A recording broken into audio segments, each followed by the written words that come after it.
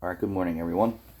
So yesterday, the Snap-on guy was telling us, as we're standing around doing nothing, that one of our shops that we do work for, which is really close to us, the owner was telling him about a customer, obviously it was probably recently, that I guess he did an oil change and checked his air filter or changed the air filter.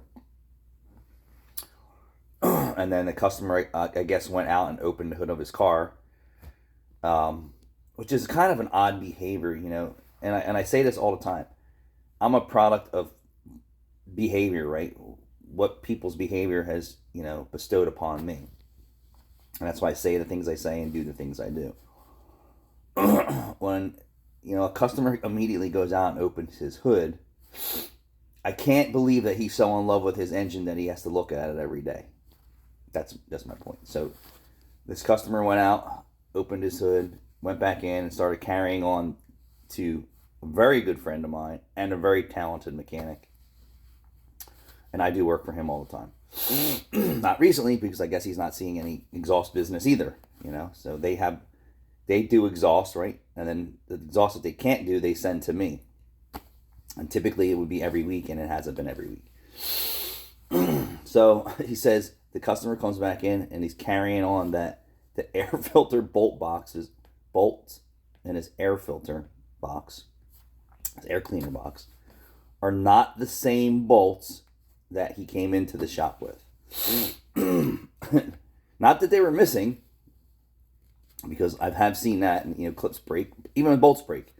So even if the bolts do break, right, what are you going to put them back with? Well, we don't have every manufacturer of bolts to put your air cleaner back together, and even let alone the snap clips that, they're only on plastic, and that crap does break. So he was arguing with the owner that they're not the same bolts that he brought his car in with, and I was like, holy crap. I had a friend who owned a car audio shop many years ago, and I hung out there all the time, and we built race cars together. And then he said customers would come back and complain, when they're doing dashboard work or working under the car, not under the car, under the dashboard, that the bolts that the bolts and underneath the car don't match or are not the same.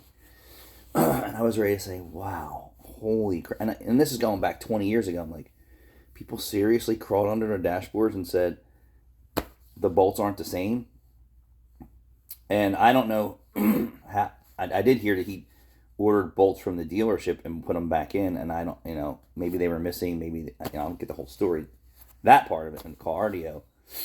How many dashboards do I take apart? That the plastic bolts are Torx, Phillips, 8mm. There's a variation of hardware that holds your interior parts back together today. So that was a recent story, and I was just like, wow.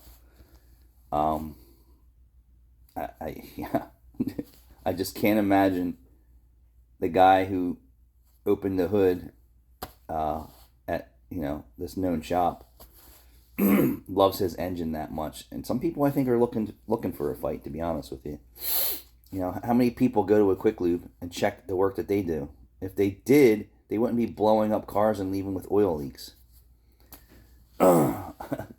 Human behavior. All right. Anybody got any stories for me? Thanks for watching.